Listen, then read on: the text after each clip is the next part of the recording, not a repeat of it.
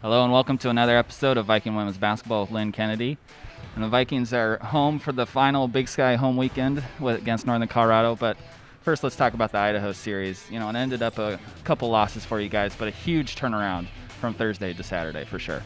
Yeah, I liked our adjustments. On Friday and Saturday going into Saturday's game. We didn't play very well Thursday night. Maybe coming off those two emotional wins, last-second wins against NAU, having to turn around and go back on the road against a tough team, played a factor into it. We didn't have the intensity. We didn't, especially to play on the road in the Big Sky. You have to be able to adjust to that, be able to make adjustments throughout the game. We didn't do that. So I liked what we did on Friday and Saturday going into Saturday's game. We were able to make some of those adjustments, especially on the defensive end with our rebounding as well. And then, offensively, we didn't have the best shooting night, but to stay in the game and to be in the game. And I loved our fight in the fourth quarter where we get down 8, continue to fight and battle and kind of claw our way back into the game. And as a coach, a player, a fan, it doesn't matter. You always want your team to have a chance to win at the end, and we did. And so we can't take anything negative away from that game as far as having a chance to win at the last possession. That's all you can ask. And yeah, we probably ran out a little steam in the overtime, but we fought so hard in that fourth quarter. It's probably what's expected. So taking that momentum, into last night's win and then into this week, that's really what we've been talking about.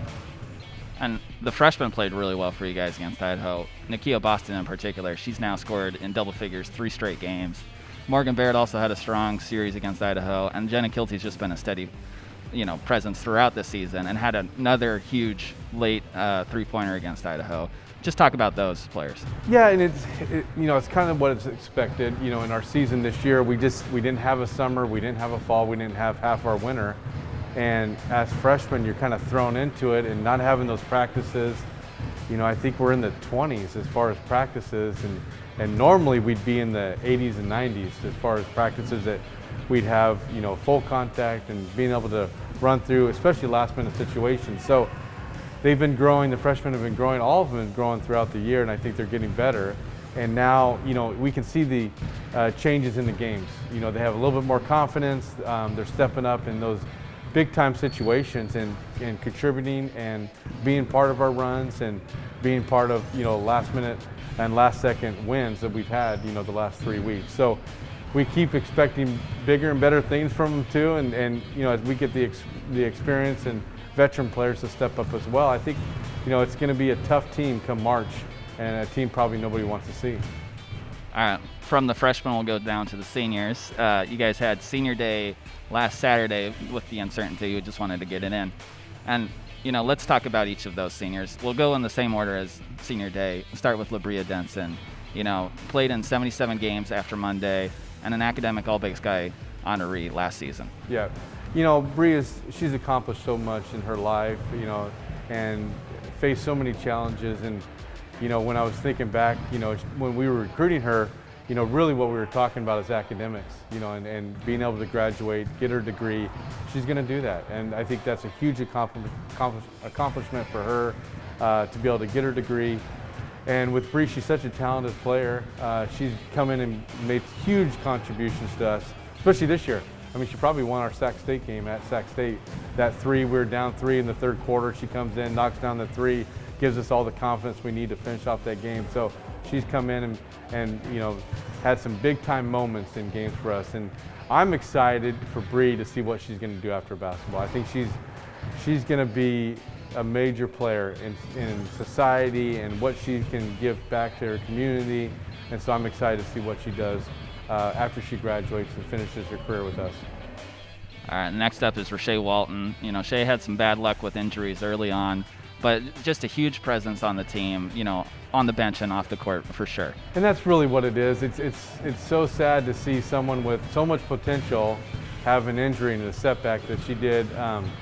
Before her knee injury, she was really making strides as one of our guards and was going to be one of our top guards coming back a couple years ago. And it really set her back, and it's been kind of something in the back of her mind, the last year and a half. And so for her to kind of work through that and be strong and build character says a lot about her and who she is. And she is an amazing personality, one of the best teammates I've ever had as a player.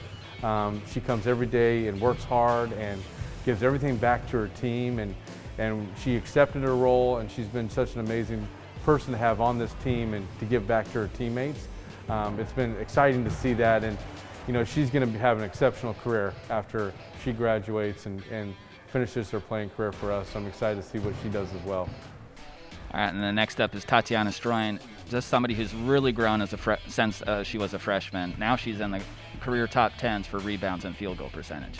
Yeah, when we recruited Tots, she was considered more of a role player, especially with her club team and out of high school. And she was coming off of, a team that won the state championship. They had a lot of really good players on her high school team, and she was a role player for us, and we were kind of recruiting her as a role player, but we saw a lot of potential in her that she could step up into a major role for us. And I thought last year against Montana, that was probably her coming out as far as what she could do in a game as far as scoring and rebounding and defense, and I think she's just grown from there. And with the season, it's been tough for every player across the nation, but she's won with some ups and downs, and she's continued to fight through everything that she's been going through.